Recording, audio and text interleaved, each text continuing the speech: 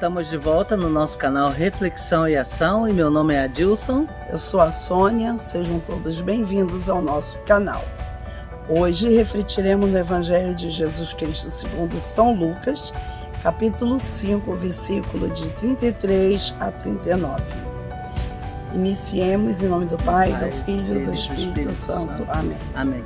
Vinde, Espírito Santo, enchei os corações dos vossos fiéis e acendei neles o fogo do vosso amor. Enviai o vosso Espírito e tudo será criado e renovareis a face da terra. Oremos. Ó Deus, que instruíste os corações dos vossos fiéis com a luz do Espírito Santo, fazei que apreciemos retamente todas as coisas, segundo o mesmo Espírito, e gozemos sempre de sua consolação. Por Cristo, Senhor nosso. Amém. Proclamação do Evangelho de nosso Senhor Jesus Cristo segundo São Lucas. Glória a vós, Senhor.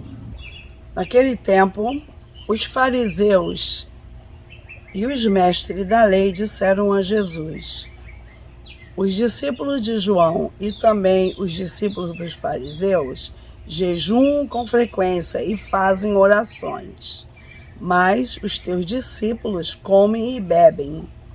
Jesus, porém, lhes disse: os convidados de um casamento podem fazer jejum enquanto o noivo está com eles? Mas dias virão em que o noivo será tirado do meio deles. Então, naqueles dias, eles jejuarão. Jesus contou-lhes ainda uma parábola. Ninguém tira retalho de roupa nova para fazer remendo em roupa velha, senão vai rasgar a roupa nova. E o retalho novo não combinará com a roupa velha. Ninguém coloca vinho novo em odre velhos, porque senão o vinho novo arrebenta os odres velhos e se derrama, e os odres se perdem. Vinho novo deve ser colocado em odres novos. E ninguém, depois de beber vinho velho, deseja vinho novo, porque diz: o velho é melhor. Palavra da salvação. Glória a vós, Senhor.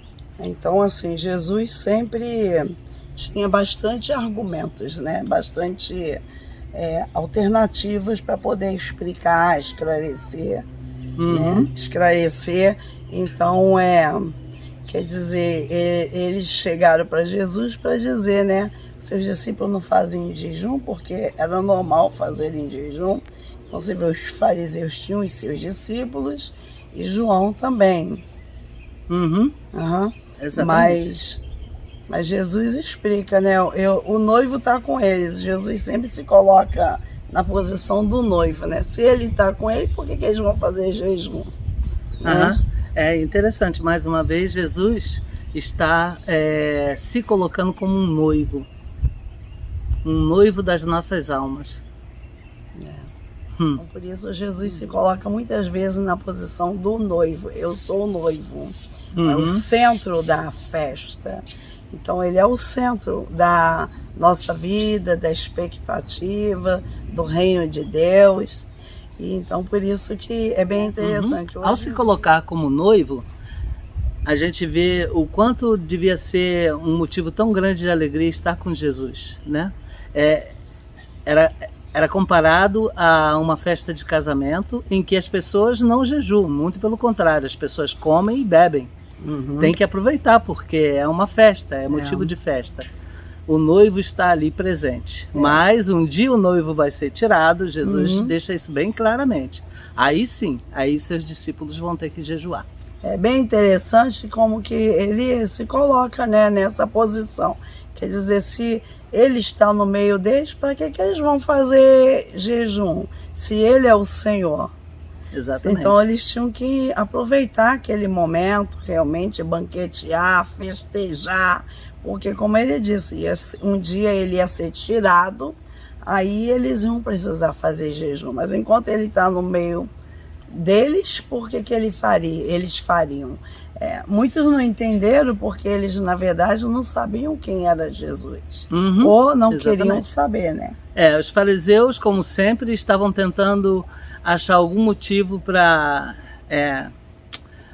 discriminar Jesus e os seus discípulos, para tentar desmoralizar aquele grupo, né, dos apóstolos e de Jesus. Mas o certo mesmo seria que eles também se tornassem convidados desse casamento. O certo era eles estarem com o noivo também. Nessa minha reflexão, eu observo isso. Existe aquele que fica olhando só para achar um defeito, uma falha, só fica olhando por esse lado, e existe aquele que fica olhando as coisas boas que aquela pessoa está fazendo. Então, quer dizer, esses que chegaram até Jesus, né? Esses fariseus e mestres da lei, eles eram daquele grupo que eles só queriam olhar as falhas, eles só viam os pontos que eles achavam negativo. Então, quando eles perguntam por que seus discípulos não fazem jejum, então eles não estavam interessados de ver quanta coisa boa que Jesus estava fazendo pela multidão, pelo povo, pelas pessoas. Eles não estavam interessados, eles não viam por esse campo, eles só queriam achar defeito. Exatamente. Então, por isso que a gente vê assim, realmente tudo depende da maneira como você olha para a coisa, a maneira como que você vê, o que está no seu coração, qual é a intenção do nosso coração quando a gente observa um fato, um acontecimento, uma pessoa, porque a gente vai ver aquilo que a gente quer ver. E parecia que eles só queriam ver falhas, eles só queriam que Jesus se contradizesse em algum ponto, dissesse alguma coisa. Eu não sei se é toda essa explicação que Jesus deu com essa parábola, né, dizendo que você não vai estragar um pano novo para botar numa roupa velha, tirar um pedaço e fazer um remendo numa roupa velha. Você não vai fazer isso, não vai estragar o novo e nem vai combinar com o velho. Então, Jesus está mostrando que cada coisa tem o seu sentido de ser. Então, você não pode tentar fazer um remendo velho com pano novo. Você não pode botar o vinho num recipiente, um vinho novo num recipiente velho. Jesus, assim, ele ainda dá essa oportunidade para os fariseus de entenderem se eles estavam fazendo essa especulação porque eles queriam entender ou porque eles queriam provocar. Às vezes, a maneira como alguém pergunta uma coisa para a gente, dá para a gente entender se está perguntando no sentido irônico ou se está perguntando porque realmente tem vontade de aprender. Exatamente. Então, mas incrível mesmo que a gente aprende nesse evangelho, que eu estou aprendendo nesse momento, é que a gente vai ver aquilo que a gente quer ver. Exatamente. Devemos nos questionar na seguinte maneira. Eu olho para aquilo com um olhar crítico ou com um olhar de quem quer aprender? Então é isso. Antes de começar esse vídeo, nós estávamos conversando sobre uma coisa. A gente sempre conversa, nós observamos também. Nós não somos fariseus, mas a gente observa as coisas, a gente pede ao Senhor que nos dê muito discernimento para tomar a decisão certa, para fazer a coisa certa. E a gente vem aprendendo no decorrer da nossa vida que é muito importante a gente fazer igual São Paulo nos ensina, saber em quem nós acreditamos. Porque a gente vive num mundo, né, um mundo de negócio, de interesses, onde muitas pessoas têm muitos interesses. Às vezes os interesses delas estão assim acima de todos os demais interesses. Passam por cima de alguém para tirar vantagem. E como a gente vive, né, a gente é pessoa do mundo de negócio, vive nesse mundo, então a gente vê que isso acontece. E é muito importante a gente sempre pedir o discernimento para o Espírito Santo, entender, porque Jesus fala, os filhos das trevas são mais espertos que o filho da luz. E usam muitas táticas, então muitas maneiras. E quando você é um bom observador, não como os fariseus aqui, eles eram bons observadores para coisas negativas, para questionarem Jesus, para duvidarem, porque eles eram do grupo que não acreditavam, eles não acreditavam em Jesus.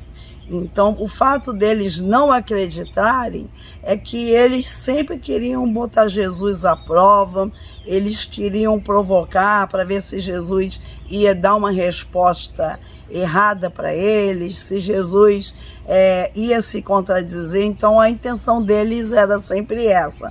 Mas em nenhuma das histórias que nós ouvimos, que lemos até hoje, nem vamos ler, porque tudo que está ali no Novo Testamento nós já lemos, relemos, estamos sempre refletindo, e nunca em nenhum momento eles venceram. Em nenhum momento eles conseguiram provar o contrário sobre Jesus. Mas a gente vê, então, existe esse grupo, né, que nunca quer fazer parte, mas está sempre do lado de fora, olhando, vigiando, são mesmo aqueles que estão sempre observando, né? Existem pessoas que não estão dentro da igreja, estão fora, mas gostam de observar, e a primeira oportunidade que tem para dar um exemplo, né, para falar que a igreja não é boa porque um fulano faz isso, o outro faz aquilo, então eles fazem isso, igual os fariseus. São aqueles que foram convidados para a festa de casamento, como nós refletimos alguns dias atrás, aqueles que foram convidados para a festa do casamento e não só não foram, como ficam de fora criticando o que está acontecendo lá dentro. Ficam esperando uma oportunidade para ter razão de não ter entrado na festa. Exatamente. Aí diz, eu não fui porque um fulano fez isso, sei lá, é da igreja e faz isso. O outro Beltrano é da igreja e faz isso. Então, só ficam observando.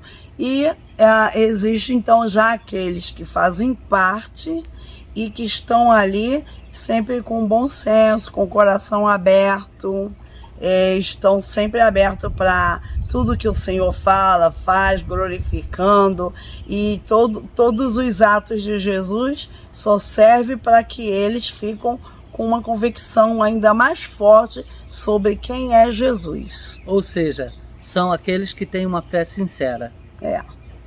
Então, a gente faz parte de um desses grupos. Ou nós estamos dentro ou nós estamos fora.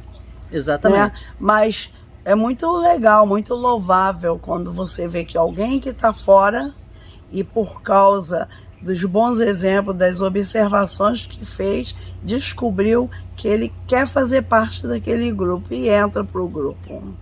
E por isso, nós que somos de dentro, devemos de ter muita atenção com aquilo que nós falamos, somos, fazemos, porque nós podemos trazer para dentro da igreja pessoas, ou podemos tirar de dentro da igreja e também fazer com que aqueles que nunca entraram não entrem, porque a gente dá um testemunho contrário. Exatamente.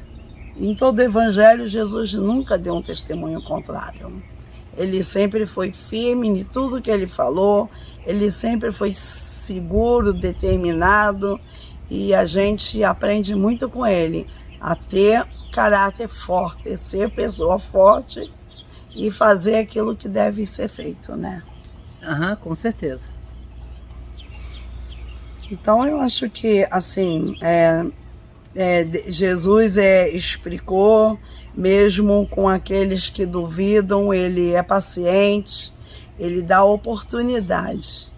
Então pode ser que naquele momento alguns dos fariseus que foram até Jesus não quisessem, porque eles já foram com aquilo no coração, mas depois que saíram da presença de Jesus, que a resposta de Jesus tenha, né, surtido efeito na vida deles e faça eles voltarem atrás e ver que Não tem jeito, Jesus responde tudo.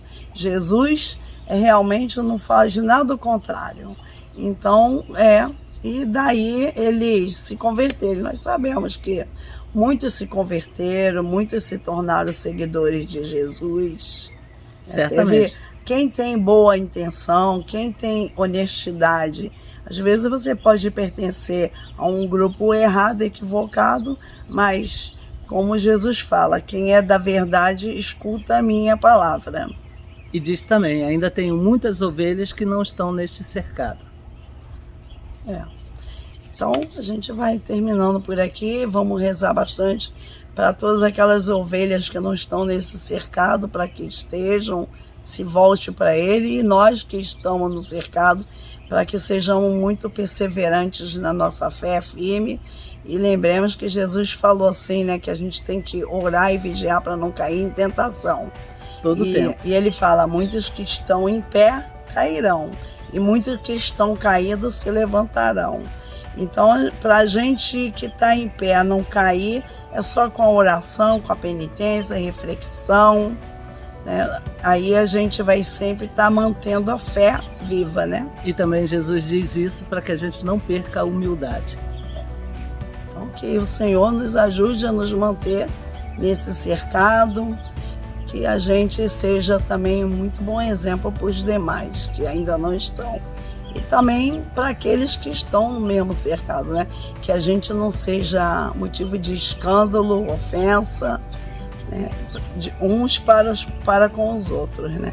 Muito pelo contrário, que a gente possa contribuir uns com os outros para o crescimento do reino de Deus no nosso meio. Que assim seja, pela intercessão de Nossa Senhora, né? Amém. A quem a gente sempre dirige a nossa prece e sabe que Jesus não nega nenhum pedido dela. Então nós vamos terminar hoje rezando uma Ave Maria. Ave Maria, cheia de graça, o Senhor é convosco. Bendita sois vós entre as mulheres, e bendito é o fruto do vosso ventre, Jesus. Santa Maria, Mãe de Deus, rogai por nós, pecadores, agora e na hora de nossa morte. Amém. Então terminamos em nome do Pai, do Filho e do Espírito Santo. Amém. Amém. Até amanhã, se Deus quiser. Até amanhã, e a paz de Cristo para todos nós e para o mundo inteiro. Amém. Tchau.